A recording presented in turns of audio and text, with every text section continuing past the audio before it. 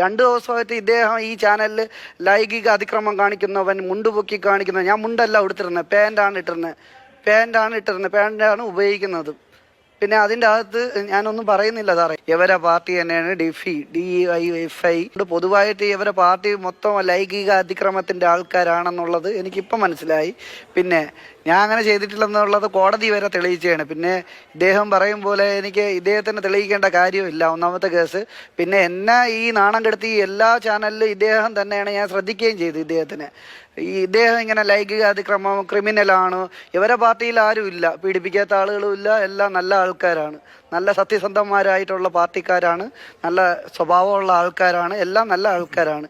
പീഡന വീരന്മാരേ ഇല്ല. എനിക്ക് 1, 2, 3 കേസുണ്ടെന്ന് പറയുന്നു.